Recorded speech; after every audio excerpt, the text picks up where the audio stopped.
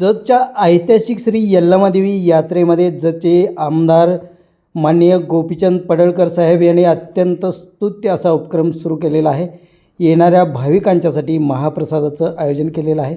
संपूर्णपणे मोफत अतिशय उत्कृष्ट व दर्जेदार असा महाप्रसाद प्रत्येक येणाऱ्या यात्रेकरूंना दिला जातो आणि त्यामुळं जतकरांनी निश्चितच आमदार गोपीचंद पडळकर यांना धन्यवाद दिलेले आहेत। लाखो हजारो भाविकांच्यासाठी हा मोफत अन्नप्रसाद सुरू असून त्याचा सर्वांनी लाभ घ्यावा असं आवाहन माजी जिल्हा परिषद सदस्य सरदार पाटील, युवा नेते अतुल मोरे, माजी नगरसेवक परशुराम मोरे तसेच राजू यादव यांनी केले आहे। पाहूया। उस्मानाबाद जिल्ह्यातला गेले 4 दिवस झालं म्हणजे आज 4था दिवस आहे।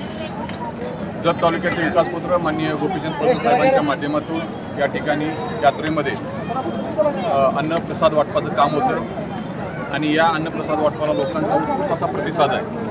महाराष्ट्राच्या कानाकोपऱ्यातून त्याचबरोबर कर्नाटक असेल, तेलंगणा, गोवा या राज्यातून येणारे भाविक असतात। बाहेरच्या लोकांची गैरसोय होते।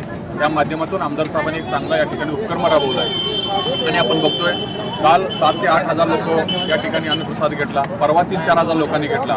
आता आज आपणही बघताय की आज थोडी रीग लागलेली, आज एक 7-8 हजार होती, उद्या परवा। म्हणजे आमदार साहेबांनी या यात्रेमध्ये एक वेगळाच कन्सेप्ट चालू केला आहे की जेणेकरून बाहेरचे लोक येतात, बरेचसे बाहेरचे लोक आलेले असतात, त्यांना थोडीशी अडचण होते। हा विचार करून एक चांगल्या पद्धतीचा या यात्रेमध्ये लोकांनी जतमधले असतील, या ग्रामीण भागातले असतील किंवा जिल्ह्यातील, राज्यातील आणि इतर राज्यातील जी काही लोक इथं भाविक येतात सगळी या ठिकाणी अन्नप्रसादाचा लाभ घेत आहेत आणि एक चांगली आमदार साहेबांनी या ठिकाणी एक उपक्रम चांगला चालू केलेला आहे।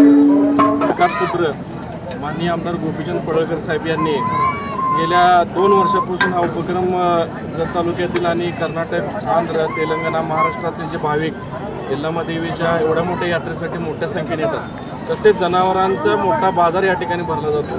त्या जनावरांच्या सोबत आलेल्या शेतकऱ्यांना त्यांची सोय व्हावी, थंडीचे दिवस आहेत, जेवण वेळेत येतं कधी येत नाही, ही सगळी सोय बघून आमदार साहेबांनी हा उपक्रम अतिशय स्तुत्य पद्धतीनं जतमध्ये उपक्रम राबवला आहे आणि एक वेगळं पायंडा पाडलेला आहे की लोकांची सोय करणं ही आपली पहिली जबाबदारी आहे आणि एक विकासपुत्रचा भाग म्हणून त्यांनी लोकांना अन्नदानाच्या माध्यमातून एक वेगळ्या पद्धतीने मदत करण्याची जत तालुक्याच्या माध्यमातून दिलेला आहे। हा संदेश पूर्ण महाराष्ट्रभर जावा की आपण आपल्या भागात येणाऱ्या भाविकांसाठी जे आपल्या देवीच्या दर्शनासाठी येतात त्यांच्यासाठी एक थोडं फुलाची पाकळी या माध्यमातून आमदार साहेबांनी हे योगदान केलेलं आहे आणि या निमित्तानं आम्ही आमदार साहेबांना धन्यवाद देतो की अशाच पद्धतीनं लोकसेवा, जनसेवा घडत राहू।